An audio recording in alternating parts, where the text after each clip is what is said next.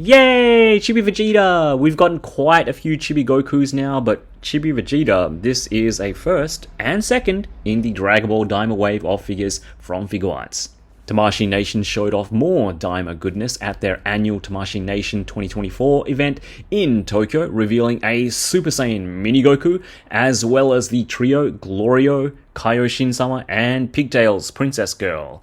Daima Mini Goku packed a hell of a punch considering its size and was a lot more fun than I initially expected. So let's see if teeny tiny Vegeta hits as hard as his teeny tiny rival.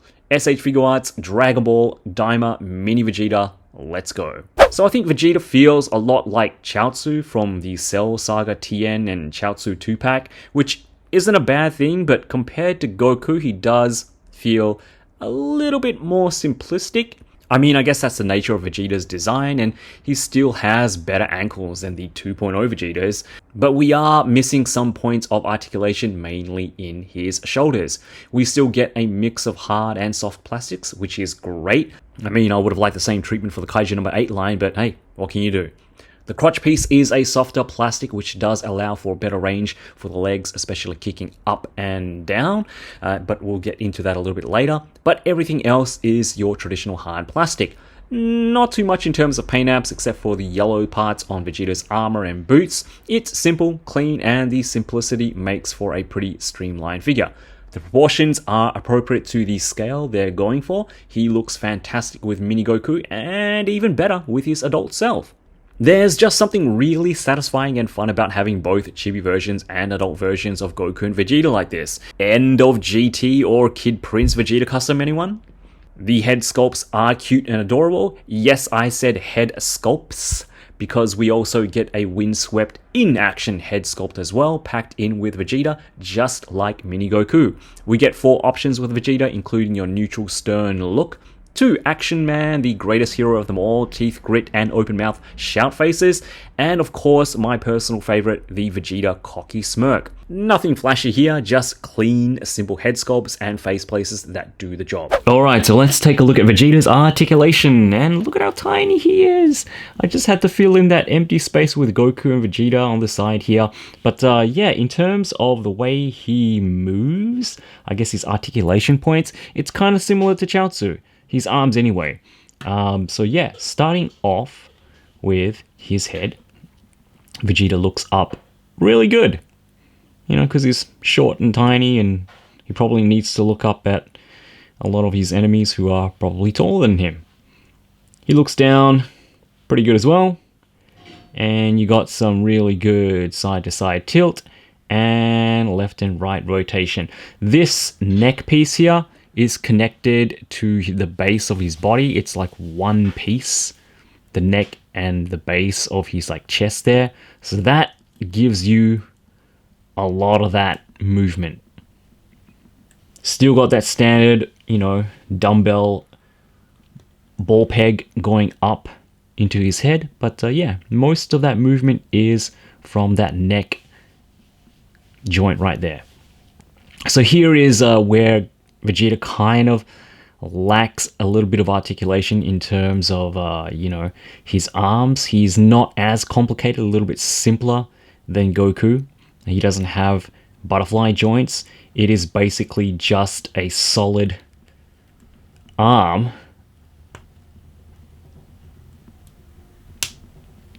that plugs onto a ball joint, as you can see. And yeah, but I mean, even though he doesn't have any butterfly joints, you can still bring his arms in relatively close together for those, you know, Final Flash poses. The arms don't go quite 90, just a tad under. You do get 360 rotation. And because it is on a ball joint, you do get a little bit of like, I guess you could say it's a swivel there at the shoulder. But you also get a swivel there at the elbow as well. The elbows are a single jointed, 90 degrees. Not the greatest, but neither was Goku either. And you do have swivels and hinges at the wrist as well. For his torso, we don't get too much going on. You can't really ab crunch forward too much. Back is a little bit better. And he does have that softer plastic crotch here. So, I guess it helps a little bit. And you do have a waist rotation as well. With his legs, kicking up and kicking back is fantastic. That's like, I don't know, 270? Maybe 240. That's way past 180 though. Really, really good kicking back and forward. Out, not so much. That's a pretty decent spread, I guess. And you do have a little bit of a swivel there at the thighs. Single jointed knee, so about 90 degrees. The foot does go down, both feet. And they do go up a little bit as well. You get your toe hinge, which is pretty good. But Vegeta has really good ankle tilt. Look at that. Probably the best since Super Saiyan 4. I mean, way better than this guy. But yeah, I mean, it's simple. You can still get Vegeta in some pretty decent poses. He's not as, I guess, complex as Goku. But I still think you can get him in some pretty interesting, fun poses. So yeah, that's Vegeta's articulation. For accessories, Mini Vegeta comes with a set of teeny tiny fists, a couple of teeny tiny Gallic gun hands, a set of teeny tiny Final Flash hands. We also get a pair of teeny tiny Vegeta fighting pose hands. And of course, some really small crossed arms that come in two parts, detach in the middle and plug in at the shoulders, the preferred way. Nice, simple and clean. Pair that with Vegeta's cocky smirk and you got yourself Vegeta Riz level 24,000. Damn, I hate young people slang. So I was a little bit more excited for Mini Vegeta than I was for Goku, but alas, Mini Goku is still the better figure overall. Goku has the better articulation and the power pole, which makes it so much more fun to mess around with. Vegeta ain't bad either, but if you're not a fan of Daima, I can see a lot of people skipping on this one. Still, it's our very first Kid Vegeta, and if you ever wanted to make a custom Kid Prince Vegeta, this could very well work. Yes, I know it's kind of hard to get excited about a character, even if it's a main character when he hasn't exactly seen the most screen time yet, but who knows, maybe things will ramp up for Vegeta and Piccolo soon. I mean, we might even get a Super Saiyan Kid Vegeta. I'd be down for that, or even some Super Saiyan 3 action. I mean, Daima is set directly after the Buu arc, right?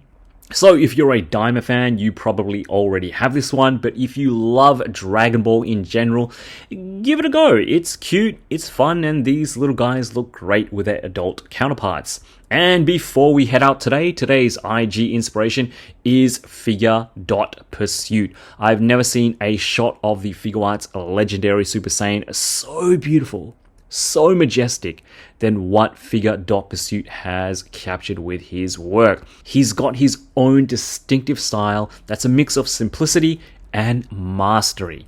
And I think that's the only way I can describe it. He's masterful with his shots.